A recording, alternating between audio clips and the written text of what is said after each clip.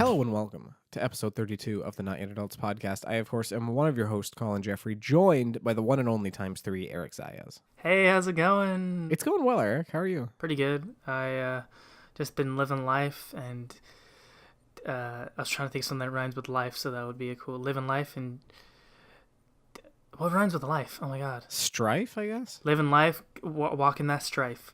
Isn't strife like bad things, though? I've used strife with stride. Oh, gotcha. Yeah, I think strife is like bad things happening. Living my life, avoiding all strife. There you go. That's going to be your new moniker. Living all life, avoiding all strife, Eric Zayas. We should write that down. How about you, Colin? How have you been? I'm doing good. Here's the thing about being sick, Eric. I'm not technically sick anymore. But whenever you get sick, you get through... I mean, not whenever, obviously. I'm painting with a broad brush. You get through that initial 2 or 3 days where you're like, okay, I'm pretty much better. I'm like 90% better. But then you have that terrible like head cold that sticks around for weeks. That's where I'm at right now. It's like, I'm not sick. I feel fine, but I'm still sneezing and sniffling and coughing and all those things. And it's like, I just know it's going to take like weeks for that to go away. You're like one of those unfortunate cartoons that have like the storm cloud following them, where no matter where they go, there's always rain, diagonal rain that's going right on them. And then when you put up an umbrella, a little lightning bolt comes and like zaps your umbrella and makes it like disintegrate, and then you still get rained on. Yeah, that's pretty messed up. I wonder, like, did they like violate like a Native American burial ground or something to make that happen? Because that's pretty bad luck that you have a rain cloud just the size of you following you around, zapping you all the time. That's pretty bad. Sounds like the kind of thing a Storm from the X-Men would do as like a funny prank on someone. And then like after a while, Professor X is like, Storm, you have to stop. This is bullying. It's not funny anymore. You're literally ruining this person's life. Storm, you're the teacher at this institute, and you're essentially bullying one of the students. You know, we don't want to have to like fire you and have you ruin your tenure. That's pretty messed up. I mean, I'm sure it's happened, but like a teacher would bully a student like that. That's pretty terrible. Have you ever seen a teacher bully a student like that? Not with like superpowers, no. You know, back in the day, like teachers would like beat up the students, you know, as forms of like discipline, and it was like a socially acceptable thing. So like, I've never seen anything like that, you know, because that's not cool. When I was in school, and especially now, it's not cool and become less cool. But I've seen some like teasing, you know, and I was a tease, but I wouldn't call it bullying because it didn't affect anything. It was just like, you know, if there's a kid that's like the class clown, the teacher kind of gives them a little shit. It's just to, like, knock them down a peg or two, kind of humble them. Yeah, to take down their like, because you know, kids are like when they're in school, especially when they're in junior high school, they can be like kind of pompous and stuff. Sometimes the teacher will say something that kind of hurts their pride and sets them a little low, but not anything I would describe as bullying. Well, Eric, speaking of people bullying and saying things to get a reaction, something that's been on my mind lately has been social media and sort of how that's affected not just people our age, but people in general, and how we interact with one another and sort of what the social expectations are there. And I mean, for me, it's been on my mind in a very personal way. And I said this to you in the pre-show, but like, I'm not a big deal on the internet at all. I have like 100-something YouTube subs and like somewhere over 1,000 followers on Twitch. Very, very small, tight-knit communities. But still, people reach out to me, you know, saying they like my stuff or have a comment about a video or something. And typically where that happens is Instagram and Twitter DMs. That's where people, you know, it's approachable. And what I've been noticing recently is people reach out to me, and at no fault of them, I just don't want to answer. I just have been looking at my phone, and I'm just like, I'm not in a social media stage in my life right now. It's just being more annoying to me than anything. And that's coming from someone who's, you know, done years of YouTube and loves Twitter and loves Instagram and all these things. And lately, it just hasn't been jiving with me. I've just kind of been pushing it away and not really giving it much thought. And I'm not entirely sure why that is, but I kind of just wanted to open the floor to just sort of what your thoughts on social media are, maybe some habits that have formed around that. Because I find I go up and down and back and forth as far as how I interact with social media. So I'm just kind of curious where you stand, what platforms you find you like the most, how often you use them, that sort of thing.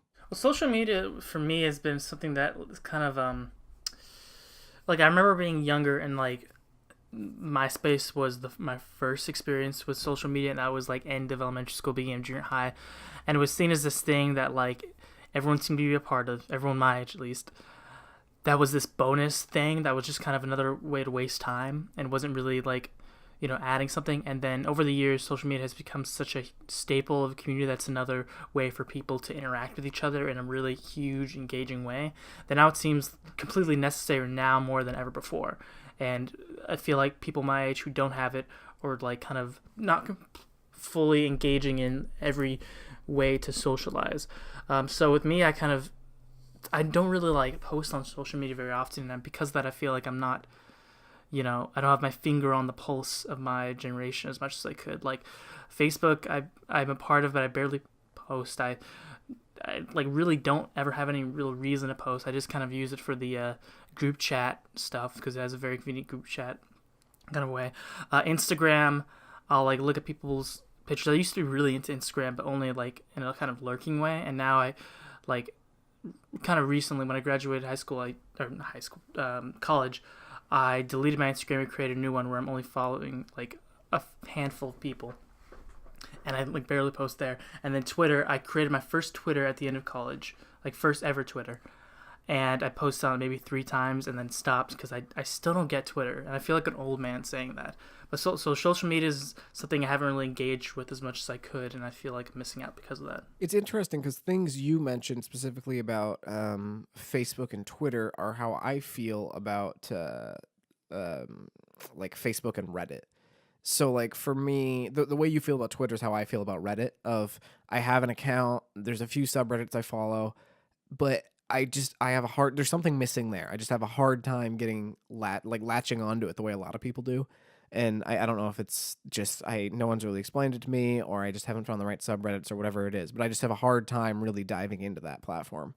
Facebook, I'm like this close to just writing off Facebook entirely because like I think it's antiquated. I think it doesn't make sense for the type of social media interaction that I do and that I use. And like I have a Facebook page for my YouTube channel, and I don't think I've posted on there in like 2 months or something like that. Because every time I was like, this is the exact same post and it's boring and I'm not seeing any engagement. And Facebook is like people you used to know in high school or family members you haven't talked to in a long time. It's like those are the people that are interacting with you on Facebook more often than not. And I don't have an interest in interacting with those people in that way. If it's a family member, I'll call them. And if it's friends I used to talk to in high school that I don't talk to anymore, honestly, I feel like there's probably a reason I don't talk to them anymore. And I'm not really curious to reach out. And so Facebook's the one, if not now, very soon, will probably just disappear from my life entirely. And I won't mind that at all, just because I don't really understand what the use is for it in 2018. I get back in sort of that MySpace or just after MySpace era, the need for Facebook, but the way I interact with social media now, Facebook just isn't what I'm looking for personally. Facebook, I feel like, is one of the it's the first of the current generation of social media accounts where like after MySpace, like Facebook took social media into like a new direction, because not only is it like people interacting, but it's also like now it's businesses and people can interact in ways they never could before.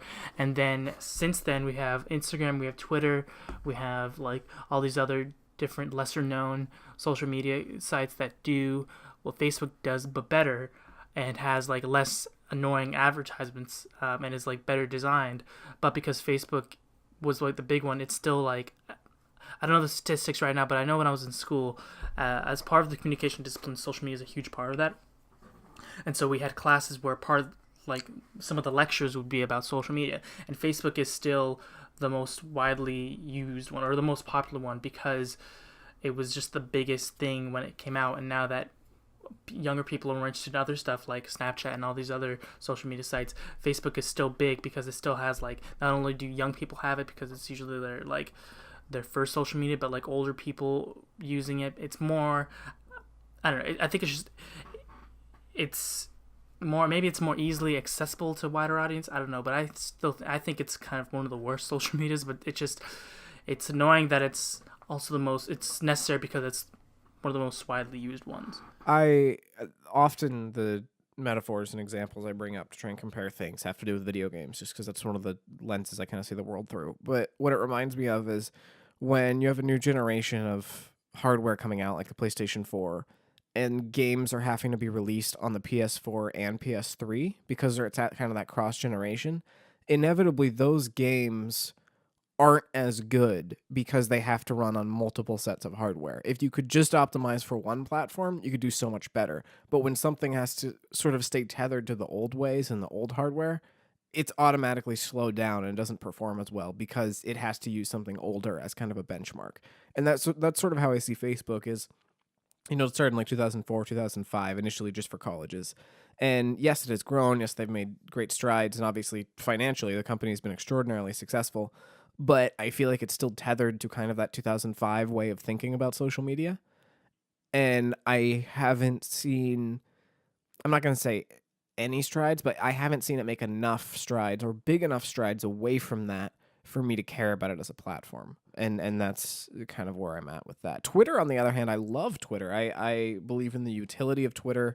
I appreciate Twitter and Instagram largely for the same reasons, I think, because they're very concise. The posts are relatively small. Instagram, you can post long posts, but I don't know. I believe in those platforms as just say what you're trying to say. And Facebook, I feel like people post these long, rambling things that I just don't have interest in. I wish I could take like a class on Twitter, as much as that makes me sound like an old person, because I still don't, because I'm still new to it and I still don't use it that much and don't have as much reason to, because most of my friends don't use Twitter either.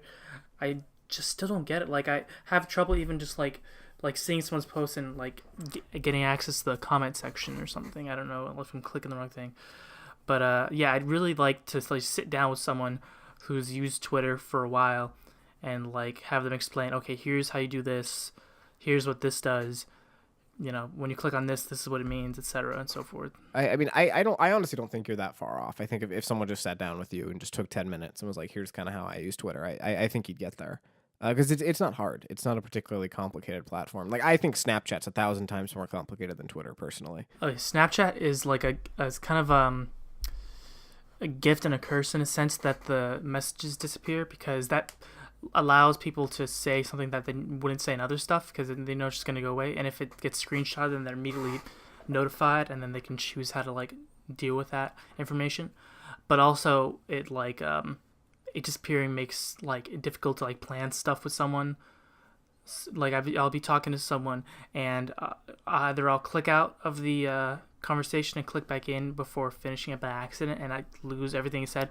Or like just earlier today, I was clicking on someone's message that they sent to me, and I saw that it was like a paragraph long, and I started reading it. I got like 2 words in, and then the app just shut down suddenly, and then I clicked back in, and it was gone. So I had to message them, hey, can you send that back in? And it's just like, it's really annoying that I have to do this, but also, the whole foundation of Snapchat is built around this idea that your messages just disappear. Snapchat is the first social media I've ever felt too old for.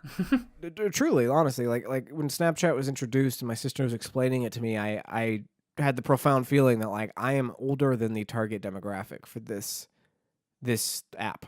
And I downloaded Snapchat and I used it for a while, and I guess was trying to use it too similarly to how I use Instagram and Twitter, which is I'm going to check it when I want to, and I'm not going to feel like I have to check it. And Snapchat, it's honest to God, if you're active with people on Snapchat, it's like a part-time job, because you have to be reading them as it happens. You have to respond instantly, or they know you don't, and then you lose the streak or leave them on red or whatever the heck the terminology is.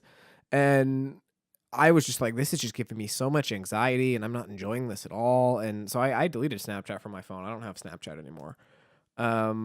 But yeah, that was an interesting feeling of, I feel like that feeling how I did about Snapchat when I saw people around me start to use it is how I'd imagine our parents and stuff feel about things like Twitter and Instagram. Like, I just don't get it. I'm just a little too old or whatever. You touched on something a little bit ago, Eric, that I kind of wanted to talk about for a sec, just a little bit more. And that was sort of this idea that if you don't have a social media account, whether it's an Instagram or a Twitter or whatever it is, you sort of feel like you're missing out. And I was kind of curious, I guess, what that means to you, because to me, I feel like more often than not, social media is not actually giving you much of anything, but when you don't have one, you're sort of ostracized by other people. It's just, it's like the newest way to interact with people, and like, it's so like thoroughly based in technology and like you're required to have a decent understanding of how to use technology and how to like engage with it in order to properly use the social medias, you know what I mean, the different social media websites. So for the people who aren't necessarily technologically inclined or don't have the resources, like they don't have a phone or computer, or they just like don't have an interest, then they can't really engage in this thing that a lot of people are engaging in, and that's like the latest way to engage with your not only your local community but also the world as a community as a whole. The number of times I've been hanging out with a group of people or I've met someone new or something like that, and you talk for a couple minutes, and they're like, "Oh, what's your Instagram?" or "Oh, what's your Twitter?" And like that's how people interact now. That's like, I mean, we said this in the pre-show, like, "Oh, you should come to my book club," or "Oh, you should come to the coffee shop with me," or whatever. Like that's how people meet and get to know each other now. And I I mean, I want to preface this by saying I think social media has done more good than bad. I honestly do.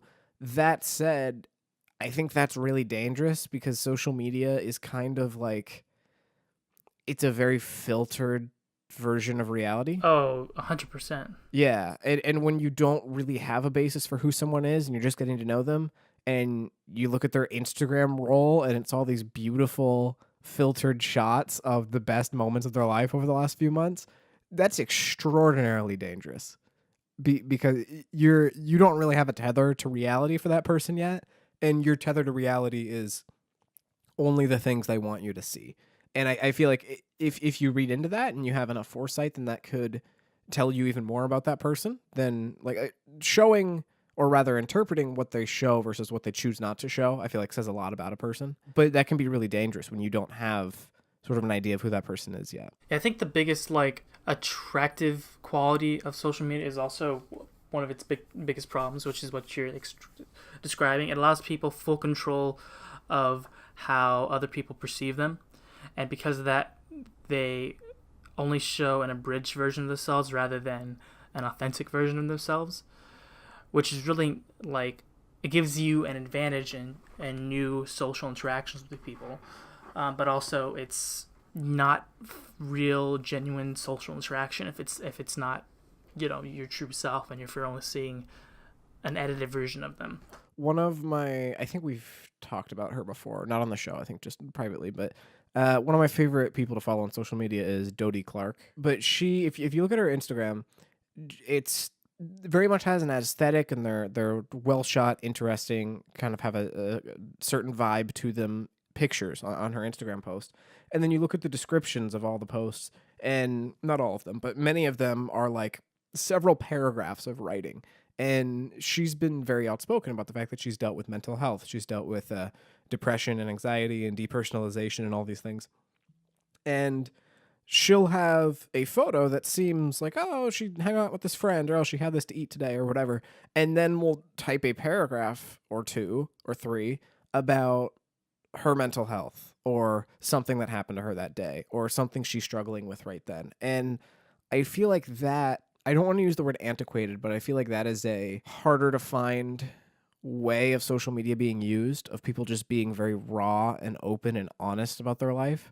When, you know, we have Twitter, which is, just found $20 walking to school, #blessed. You know, it's like people showing kind of the greatest hits version, as opposed to someone like Dodie who's like, hey, life sucks sometimes, and I'm going to talk about it and just be honest and open and show you that, like, I'm, you know, a quote unquote successful person, but I also struggle with a lot of things, and here they are. And I have so much respect for that, but I feel like we don't see that very much of it. Is just, here's my trip to Hawaii, here's the perfect score I got, here's me graduating college, you know. And like reality, what about the in-between moments? Some of the more dark moments that people don't want to talk about as much. And, you know, when I get in moods like how I've been lately of I'm not having as much interest in social media, the accounts I do have interest in are the ones that are just being honest and vulnerable and open. And I just have so much admiration for that. People that are kind of putting themselves out there and saying life sucks sometimes, and I'm not afraid to show that. Yeah, it's really nice to see more posts of people like talking about some of the negative parts of life, because then it becomes more appropriate. And I think we're like not. I mean, this is kind of going a little bit off the road of the conversation with social media, but this is also important. A lot of people nowadays, like, it's become more and more popular to talk about like mental illness and like just stress and anxiety and depression and the things that you might be dealing with that other people don't see, that aren't really fun things to talk about. But the more people talk about them, the more other people who haven't gained the courage or not, maybe that's not the right word, but don't feel comfortable enough talking about, become more comfortable talking about when they see other people doing it, especially other people that like are more celebrities or like at least more popular or whatever, or more well known, and see that, oh, if they're comfortable talking about it, then maybe I can be.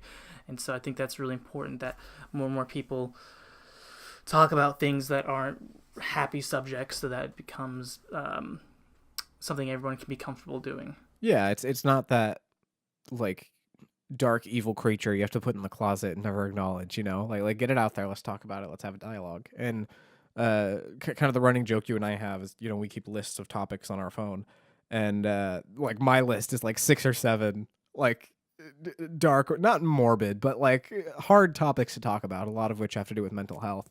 And I do want to talk about those more, because I feel like that's a big part of growing up and coming into yourself, is acknowledging mental health and any issues that you or the people around you may have.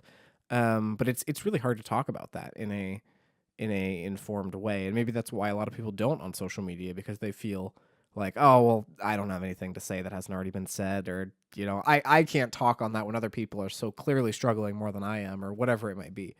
Um, and perhaps that's why people don't want to talk about it. But I also think people just want people to think their life is going great, and that's I understand it, but I think it's dangerous as well.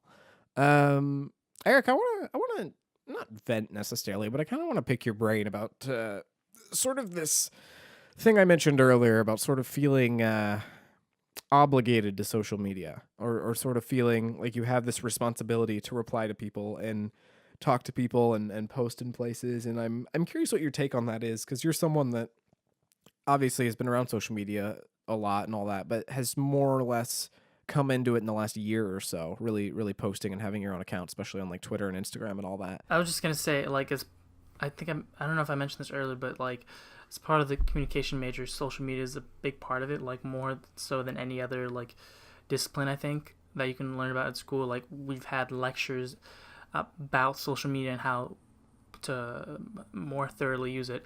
And as someone who like isn't really a big part of social media, I feel like not only am I missing out just in a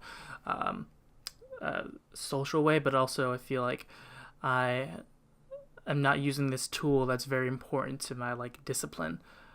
And so I'm trying to use it more. Like, when I graduated college, I like changed up my Facebook a little bit, and made a new Instagram and made my first Twitter, and then I was using it for a bit, and it's been like a few months and that I haven't posted anything.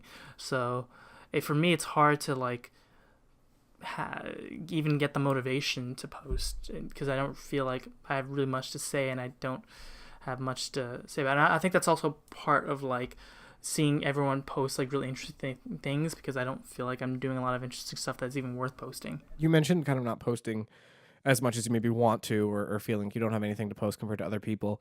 Is there, I don't mean to project, but for you, is there a feeling of guilt or a feeling of like, man, I really should be doing this, when you're not posting on social media more? It wasn't so much a guilt to other people. It was more just like, I just feel like I'm not like contributing. Like, I feel like social media to some people is like part of your resume, whether you like it or not, especially when you get part of a big company, because like some big companies want to get a gauge of who you are, so they'll look you up on social media. I've heard this a million times, and luckily for me, I don't have much to my social media, so they don't have to look very like through it very much to see that there's nothing really bad. But also, I think as a comm major, it looks bad just that I don't have much on there to begin with.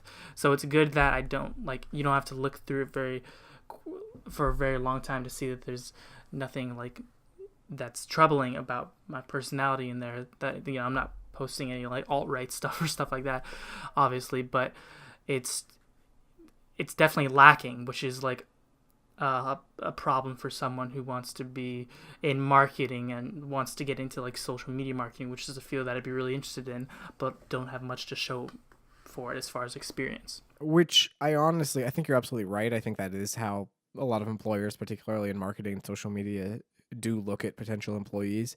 But I think that is also a very shallow way to look at it. And I think you're right. I'm not saying you're wrong. I'm just saying I don't think employers should look at it that way, because I think it is far more interesting that you don't post to social media, or don't post very much to social media in 2018.